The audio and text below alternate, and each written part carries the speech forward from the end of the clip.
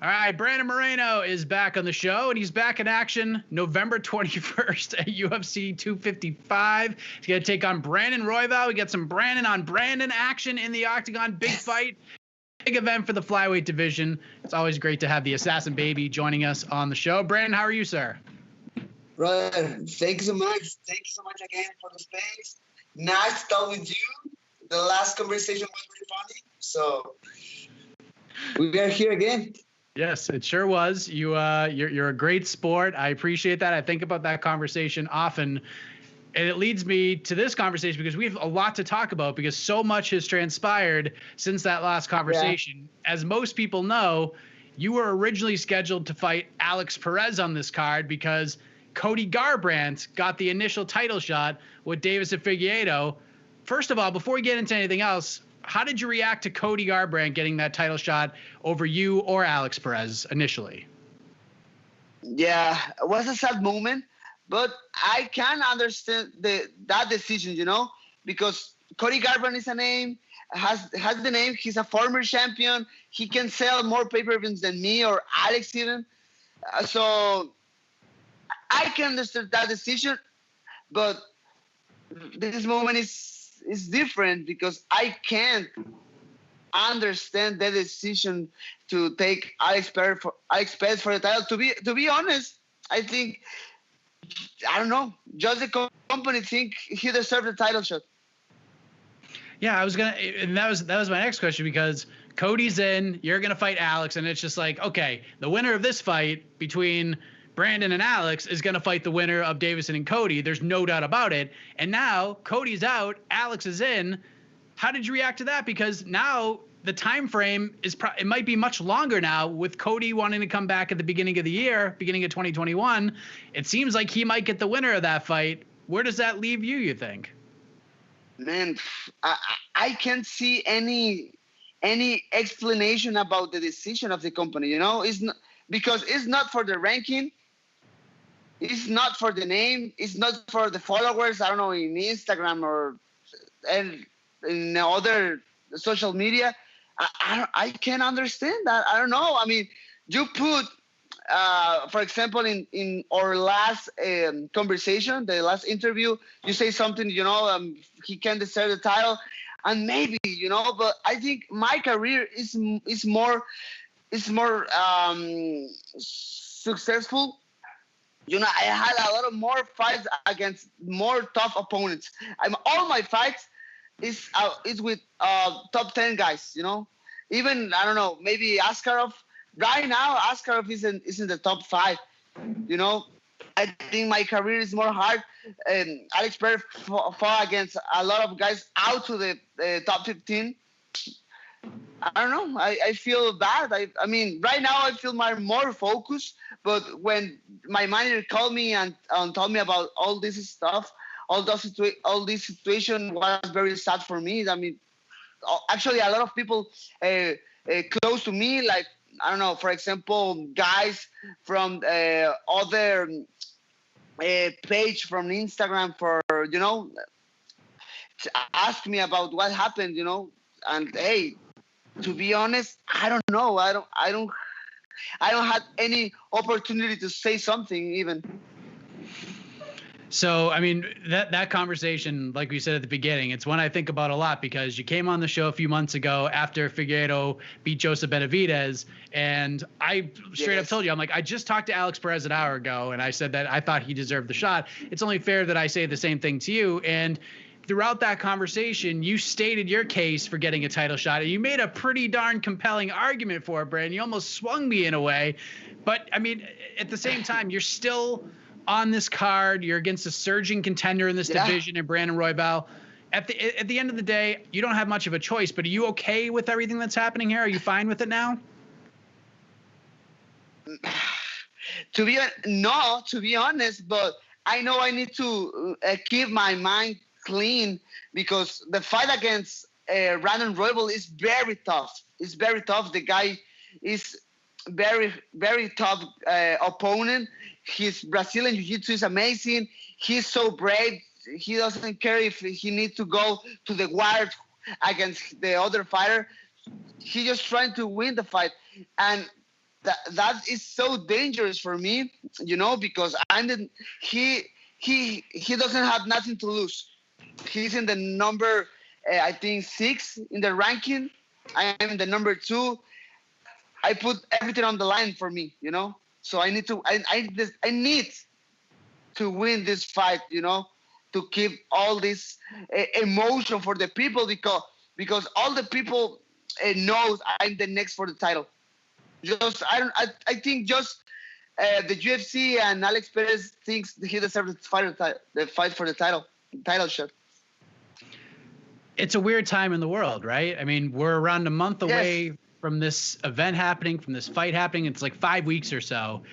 Are you preparing just to fight Brandon Royval, or in a weird way, do you have to prepare for Brandon, prepare for Alex, prepare for Davison in case something else happens and things get shifted around again? I'm fucking prepared for everything, bro.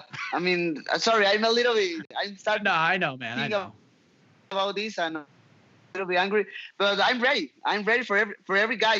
I'm ready for the Brazilian, for Figueiredo. I'm ready for Perez, for everybody. They can go to the octagon that night, and I can fight against them in the same night. Sorry. So a little like a gauntlet match, like you fight Brandon and then just start calling out guys. Let's go. I'm not leaving. I'll fight Alex, then I'll fight for the title. Oh man, of course. I can stay there in the octagon waiting for both guys, and I can fight with Alex or Figueiredo in the same night and at the same night. I like where your head's at. This would be history making, Brandon. I'm Mexican, that's why. we born to make history. There you go. Have you been? I mean, Brandon's a tough cat coming from LFA. You came from LFA before you got your second opportunity. Have you been impressed with what he's done this far? I mean, that fight against Kai Kara-France was just ridiculous. As a fan, as someone who also has to watch and break down fights as well, you must have been losing your mind watching that fight. Yes, no, I'm so impressive, and I think the most dangerous thing about this fight is he's motivated. He fought against Tim Elliott and beat him. He fought amazing against Kai Kara-France and beat him very well with that guillotine. I mean, I'm the analyst, and in Spanish from the broadcast, UFC broadcast in Spanish, so I need to stay focus in all the fighters. And of course, I'm not that kind of guy who says something like, I don't know the guy. No, man. I know every fighter in the roster. I know the skills of Brandon Royval, and I need to be prepared for him. He has a very awkward style on the feet, as you know, a lot of length. And despite not having the most technical abilities on the feet, he's very effective with what he does. Do you have to change? He's great. Yeah. Do you have to change a whole lot to get ready for someone like Brandon, or is it business as usual? Everything is the same, except the game plan for Alex Perez and Royval changed a little bit because Brandon Royval is southpaw, so I need to be prepared for that. That stance is weird, I never fought against southpaw before, so I need to stay focused on that. I mean, rankings wise, I'm sure you'd prefer the Perez fight because now he's fighting for the title. So I understand where you're coming from there. From like a competitive standpoint, which fight is better in your opinion? You versus Alex or you versus Royval? Obviously, it's against Alex Perez. It's a better fight, But I need to win this fight. I mean, all the fights are very hard. All the fighters are tough in this point. All the guys from the UFC are very tough opponents. But in this moment, I have a lot of the line. I need to beat Brandon Royval. He's amazing. He's in this moment. He's motivated. But man, I'm motivated too. I had my third daughter 2 weeks ago. Right now, my family is complete. So I need to fight for them, Well, congratulations on that. That's amazing. Thank you so much. Have you been able to sleep? Have you been able to sleep at all? No. Actually, my wife helped me too much with that part because sometimes, 3 a.m., 4 a.m., my daughter start to cry, and my wife take the moment for me, just for the training camp. Ah, that's very nice of her. That's got to be nice and refreshing, a little freeing in a way that you get your wife coming through and giving you a couple extra hours of shut eye during these times. The thing is, after the fight, you need to pay for all that moment. So I'm scared, but I'm fine. I'm ready. I can totally understand. Yes, I understand where you're coming from. There's no doubt about that. So this is it. So the family is complete. This is no more little Morenos running around after this. I don't think so, bro. I tried to make my boy, but I can't make boys. I have 3 daughters. 6, 2, and this new one. All daughters, all girls, and it's fine for me. I love it. They're gonna be looking for your guidance all along the way, so you're in a good position. I'm prepared for kick some ass of other guys. I'm ready. I'm look like a nice guy, but I'm crazy in my mind. So be careful, guys. Well, I'm sure your reputation will follow them throughout school. They're gonna be like, oh, Moreno, and then they're gonna find out that you're their dad. So they might have a hard time getting dates to the prom, man. I know, bro. No, it's amazing. I love this moment, but I need to be ready. I need to win the title, change my life, change the life of my family. And this moment is important. Is this the kind of fight on a card like this? I mean, you said that you have to win this fight. It's pivotal that you win. But is a win enough here? Do you need to go out there and make a statement on this card, or is just getting your hand raised enough for you? Man, of course. And I think the style of Brandon Royval is perfect for me because he's brave. He tried to go forward. He tried to push the fight. For example, my last fight against Formiga, I think the styles of him and I are different, and I can't show all my stuff, but right now with Brandon Royval is different. I think his style helps me too much to show a little bit more of my new skills, with my striking, my Brazilian jiu-jitsu even. I know he's really good, but you can't forget I have 10 submissions in all my career, so he needs to be careful too. So you think your jiu-jitsu is better than his? Maybe. I don't know. We'll find out, right? I don't know. Maybe. Yes. I need to show something in that fight. Who do you think wins between Figueiredo and Perez? Like who do you think wins that fight? Oh, tough matchup. I actually my coach saw Alex Perez in some event here in Mexico in Monterrey, and he's like, hey man, Alex Perez, he's big. He looks like a bantamweight. So I think the power of Figueiredo can make the difference in this fight, but he needs to be careful of Alex Perez because he's powerful too. Are you going to be working at all for any of these upcoming events? Because like you said, you do work for the Spanish broadcast covering these events and being an analyst and stuff. Are you still going to be working in that capacity, or are they giving you time off until your fight happens? My last event is in October 31st, I think so. So after that, I don't have more work, just to stay focused on my fight. Oh, so you'll be working for Khabib versus Justin Gaethje then?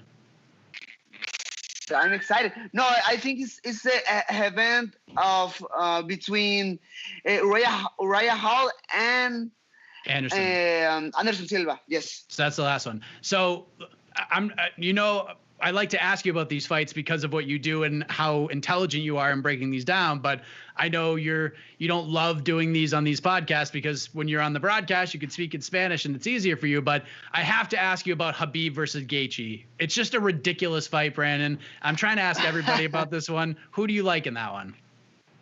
No, and if you ask me in Spanish, I can say a lot of more stuff, you know. But it's fine. I love it. I need to practice my English a little bit more. So, man, I think the power of Justin Gaethje problems for Khabib, but you know, I think the question here is if Justin Gaethje can't stop the wrestling of Khabib. You know, always talk. You know, maybe this guy is the guy can be Khabib. You know, talking about Dustin Poirier, talking about Conor McGregor even. But I think Justin Gaethje is the first one who can the necessary skills to stop all the weapons of Khabib. You know, in the octagon, everything is different. Everything can change. I think the fight is for Khabib, but I go with my heart and I go for Justin Gaethje. Oh man, it's funny. Like almost every fighter I've asked, all think Gaethje's just crazy enough to be the one to do it. Man, it's crazy not love Justin Gaethje. I think his attitude. His fighting style is amazing. To be honest, I'm his fan. He's amazing. And then about a month after that fight happens, you're going to fight Brandon Royval. Huge night for the flyweight division. How do you get this thing done? How do you get your hand raised? Man, I'll win the fight. I'll take the next fight for the title. I'll change the life of all my family. Man, it's not just my family. I think it's all my country, you know. The first Mexican fighter who take one championship of UFC. I think the country makes crazy in that moment. I'm ready. I'm ready to that fight. I'm ready. I know Brandon Royval is motivated, but man, I'm a crazy dog right now. You need to see my fights, and I'm different, and I'm excited. And right now, I start to feel weird. Yeah, you get that look in your eye. Last thing before we let you go, I saw on your Instagram. I didn't get a chance to look at it, but you posted a photo of a toy that you got from the New York Comic-Con. What did you get? Jimmy Cricket is my first one. Cricket. Yeah, I love it. I love Pinocho.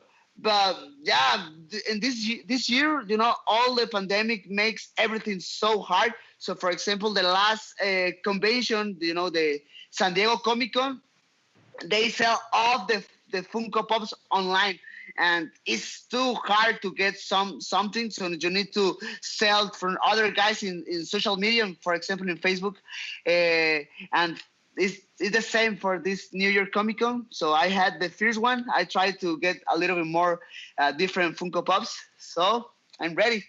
You got it done. I almost had my first 100 Funko Pops. So I'm ready. Four more. There you go, man. Brandon, you are the man. I think you're handling the position you're in. Appreciate it. I think you're handling this all in stride. I know it can't be easy, but you're handling it all like a champion, man. Like a man who's destined to become a champion, which is not surprising at all. So I appreciate the time as always. All the best to you for the rest of this camp and in the fight with Brandon Royval on November 21st, man. Man, really appreciate it. Thank you so much again for the space. It's always a pleasure to talk with you, bro.